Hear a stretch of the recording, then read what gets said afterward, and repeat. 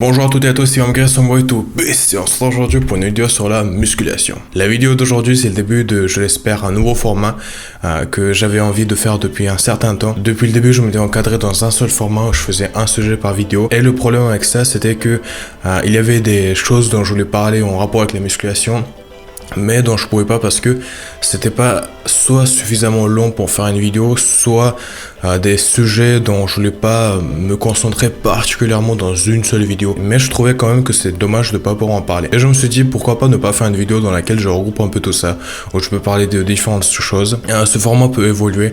Je vais essayer de faire venir d'autres personnes avec lesquelles je peux en discuter, soit des amis qui font de la musculation avec moi, soit des personnes liées à la musculation avec qui je peux parler des différents sujets. Ce format se transformera certainement en une espèce de podcast de discussion entre personnes qui aiment la musculation, qui sont passionnés par la musculation. Mais ça peut aussi être d'autres sports. Pour l'instant, je préfère ne pas vraiment encadrer ce format pour ne pas me bloquer comme avec le dernier. Mais pour résumer, ça sera une discussion entre passionnés de sport. Du coup, on peut dire que cette vidéo est un pilote de ce format. J'ai regroupé du coup ici trois sujets dont je voulais en parler, dont je trouve que c'est important quand même d'en parler. Le premier, c'est l'importance de la nutrition en musculation. Alors, j'ai remarqué une chose, c'est que quand des débutants commencent la musculation, alors évidemment, étant donné qu'ils débutent la musculation, ils n'ont pas les connaissances nécessaires sur différents sujets, ils ne savent pas comment se poser les bonnes questions surtout. C'est très important de le savoir, mais les gens l'oublient, mais c'est important quand même de savoir se poser les bonnes questions. Et du coup, quand une personne commence la musculation, en général, la première chose qu'elle a en tête, c'est voilà, des buts plus ou moins précis. Certains veulent prendre de la masse, d'autres veulent sécher, etc. Mais ils n'ont pas les connaissances nécessaires pour pouvoir atteindre ce but. Certains vont dire, oui, je veux prendre de la masse pour paraître énorme dans mes vêtements, d'autres vont dire oui je veux juste prendre du muscle, être sec pour la plage, etc. Et étant donné qu'ils n'ont pas les connaissances pour savoir comment atteindre ce but, ils vont se fier malheureusement au marketing de la musculation. Ce que j'appelle le marketing de la musculation, c'est tout ce qui est influenceur, fitness, Instagram, youtubeur, etc. Ils vont partager leur lifestyle, ils vont montrer des astuces, etc. Et malheureusement, j'ai remarqué que dans tout ça, on ne parle pas suffisamment d'une bonne alimentation. Alors on vous dira manger, varier les choses, etc. Mais on ne dira jamais concrètement quoi faire, quoi manger et qu'est-ce que ça signifie manger. Parce que les gens, en fait, j'ai vraiment l'impression qu'ils ne comprennent pas ce que c'est de manger quand on fait de la musculation. Parce que encore pour les autres sports, tu peux te permettre, voilà, tricher un peu sur la nutrition, sauter certains repas, etc. Autant pour la musculation, tu peux pas te permettre de faire ça parce que c'est un sport qui demande énormément d'énergie à ton corps, et rater un repas en musculation, c'est pas pareil que rater un repas quand tu fais du foot. En musculation, tu auras de très très mauvaises perfs et tu vas rater ta séance. Et parfois rater une séance signifie rater sa semaine. Le fait de manger n'est pas vraiment compris par les gens. Tout d'abord, il faut savoir que quand on fait de la musculation, c'est très important de bien manger. Manger des produits frais, des légumes, des fruits, mais surtout de manger des produits qui ne sont pas transformés.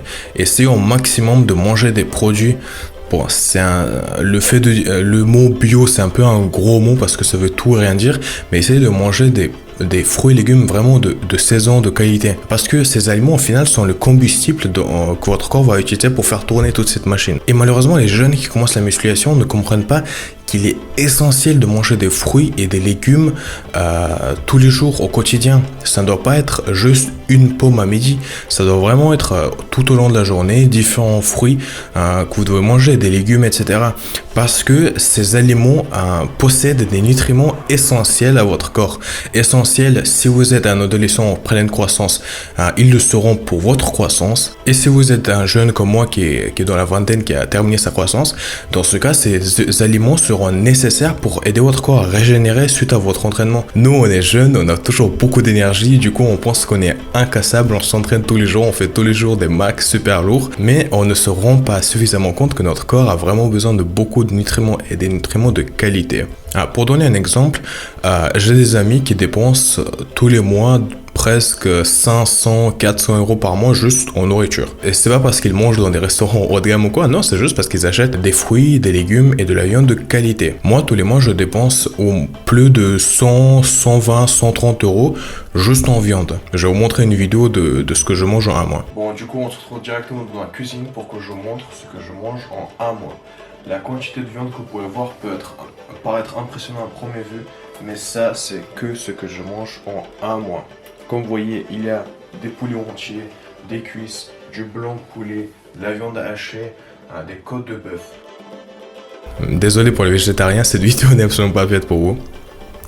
Mais je suis obligé de consommer cette quantité de viande parce que cette quantité correspond à l'énergie nécessaire pour mon corps pour que je puisse continuer à pratiquer la musculation en ayant une bonne évolution, en ayant une bonne reprise et pour que j'ai de l'énergie suffisante. Je dépense aussi beaucoup d'argent en fruits, en légumes, en céréales et en aliments de qualité. Et aussi très important, privilégier toujours les légumes et les fruits de saison qui ne proviennent pas de pays lointains. Ça va paraître un peu bizarre que je dise ça, mais il y a des fruits et des légumes que je déconseille. Par exemple les avocats, les bananes, je les déconseille en très grande quantité parce que pour la majorité c'est des aliments qui viennent de très loin. Et ces pays ne possèdent pas les mêmes restrictions sur les pesticides que nous. Donc, à très grande quantité, ils peuvent avoir des effets secondaires parce que les pays qui les cultivent utilisent des pesticides extrêmement dangereux qui ne sont pas tolérés en Europe, mais étant donné qu'ils ne sont pas en Europe, ils n'ont pas les mêmes règles sur ça. Et bizarrement, quand ils sont importés, l'Europe ignore les pesticides qui ont été utilisés pour ça. Tout ça pour dire que le fait de manger est très important en musculation.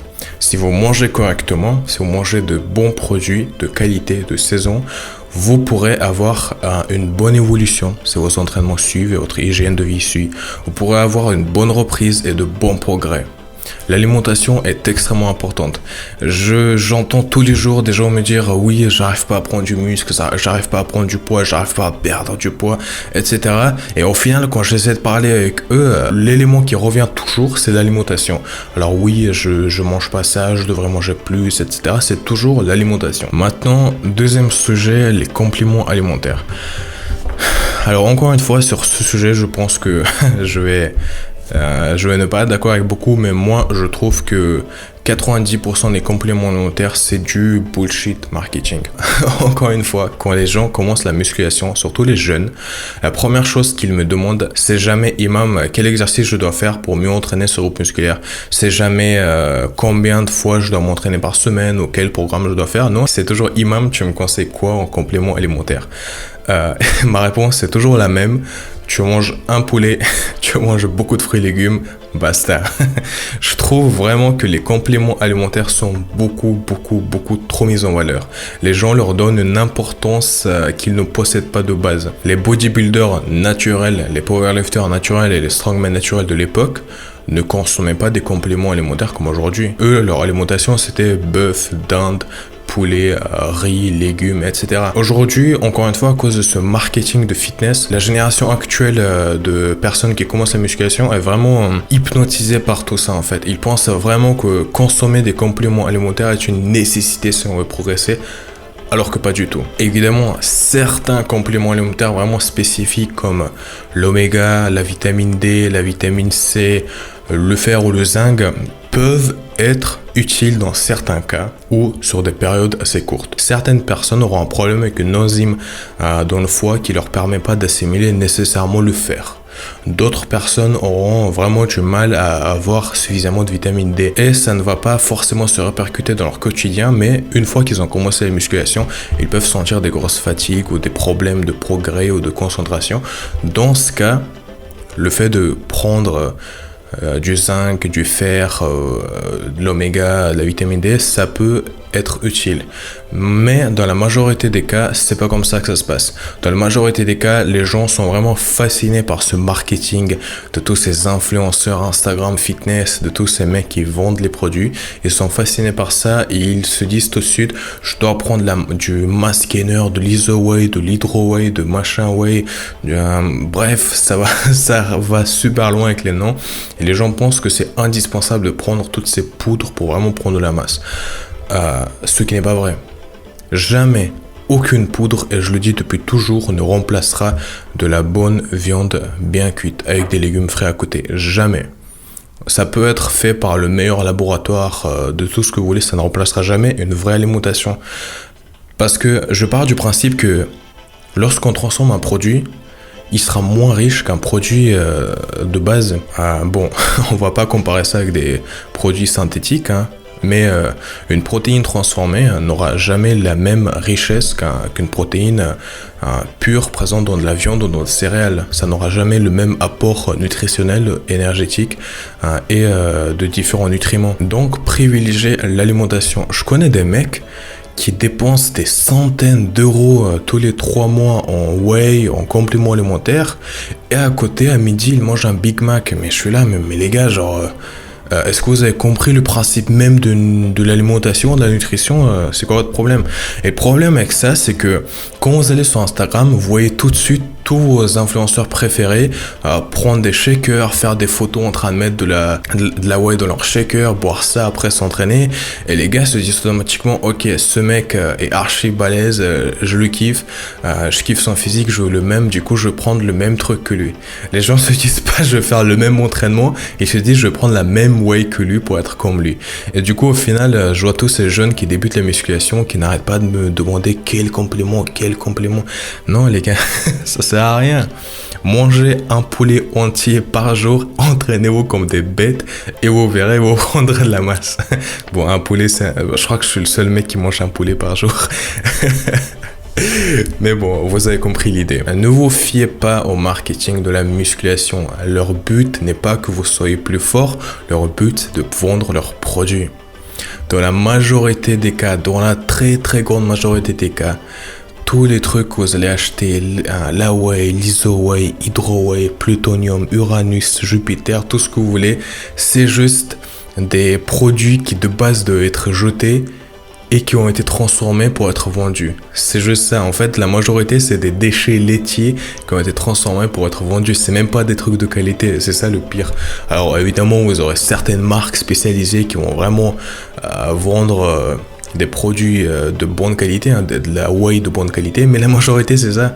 Et les gens iront automatiquement vers des produits un peu plus cheap qui seront faits avec des déchets laitiers.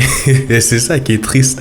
Il y a des mecs qui sont prêts à dépenser des centaines d'euros dans des déchets laitiers au lieu d'acheter un bon bœuf, de la bonne dinde, du bon poulet, des bons fruits et légumes. C'est super triste de voir ça. Et maintenant, je vais passer au troisième sujet. Alors, on m'a beaucoup demandé, surtout de mes amis, de parler de ce sujet et à chaque fois, j'en parle pas. Tout simplement parce que j'ai pas envie d'en parler, c'est pas un truc qui m'intéresse, c'est le dopage en musculation. Alors j'ai un avis net et précis sur ce sujet. Je pense que le dopage doit vraiment être mis en situation. On peut pas parler du dopage en général. On peut pas dire le dopage c'est bien, le dopage c'est mal. Malheureusement, il y a une zone grise que beaucoup ne comprennent pas. Et malheureusement, sur le YouTube fitness, vous aurez que deux cons. D'un côté, vous aurez les malades mentaux qui disent « Non, mais le dopage, ça fait rien, je le prends depuis des années, regardez, je suis bien. » Alors qu'ils ont un cancer du foie qui se développe et qu'ils savent même pas qu'ils ont ça. De l'autre côté, vous aurez des mecs qui diront « Non, le dopage, c'est mal, c'est mal, c'est mal. Vous êtes chaud, vous avez de l'acné, vous allez crever. » Et le problème avec tout ça, c'est que quand vous avez deux extrêmes, vous allez soit être avec l'un, soit avec l'autre. Vous n'aurez jamais une réflexion un peu plus poussée. Si vous voulez faire des compétitions de bodybuilding, de powerlifting, de strongman, que vous voulez aller à un niveau international, dans des très grandes catégories, vous êtes obligé de vous doper. Les gens pourront dire ce qu'ils veulent, vous êtes obligé de vous doper, que vous le veuillez ou pas. Sans vous doper, vous ne serez jamais impressionnant parmi les autres mecs sur Instagram. Sans vous doper, vous n'aurez jamais un deadlift à 350 kg ou un squat à 400 kg. Vous êtes obligé de vous doper. Mais si vous êtes un amateur et que vous ne souhaitez pas vivre de la musculation, mais que vous êtes juste passionné, ne le faites pas. Vous allez détruire votre vie, détruire votre santé, être ruiné, attraper un cancer, tout perdre et crever comme une merde. Le dopage est réservé aux professionnels qui sont suivis par des médecins qui savent qu'ils se dopent, qui sont suivis par des nutritionnistes qui savent qu'ils se dopent, qui sont suivis par des préparateurs qui les dopent, qui sont suivis par des coachs spécialisés qui savent qu'ils se dopent et qui sont suivis par des mecs qui analysent tout leur corps et qui est spécialisé pour les athlètes qui se dopent. Vous ne pouvez pas comparer un professionnel suivi par tant de gens à Jean-Kevin, 21 ans, veut se doper pour avoir des plus grosses épaules. C'est pas pareil. Ça n'a rien à voir. Et malheureusement, encore une fois, les jeunes sont ceux qui sont le plus susceptibles à le faire. Quand on commence à faire la musculation, on voit qu'on prend des formes. Et les faibles d'esprit, ils se disent quoi ? Je vais commencer à prendre des produits, je vais voir ce que ça va faire, je vais prendre un peu plus de muscles. Sauf que c'est pas comme ça que ça marche en fait. Il y a des cures, il y a des temps. Quand tu arrêtes ta cure, tu dois prendre des trucs après pour relancer ton système. Du coup, qu'est-ce qui se passe ? Jean-Kevin va se doper, va faire un arrêt cardiaque et il va crever. Point final. C'est comme ça que ça se passe. Je suis catégoriquement contre le dopage pour les non-professionnels, pour les amateurs et pour les jeunes. Ne vous dopez pas. Si vous vous dopez, vous allez juste crever. Point final. Vous verrez des vidéos de mecs qui diront « Ouais, je me suis dopé, c'était cool, j'ai arrêté, je suis normal. » C'est pas vrai. Ils vous mentent. Tu te dopes une fois dans ta vie, tu passes le reste de ta vie à essayer de corriger ça, essayer de te soigner de ça. Tu auras des conséquences par la suite tout au long de ta vie. Ceux qui disent qu'ils n'ont rien eu, soit ils ont une génétique surhumaine, soit c'est des menteurs. Je pense que c'est des menteurs. Ne le faites pas, ça ne vous apportera rien. Vous n'impressionnerez personne. Vous aurez que 5 likes de plus sur Instagram et vous allez vous niquer la santé pour le reste de votre vie. Tout ça pourquoi ? Pour votre ego. Un corps naturel, c'est magnifique. Restez naturel, mangez bien, entraînez-vous bien. C'était Imam Guerre sur Young Boy to Beast. Ciao.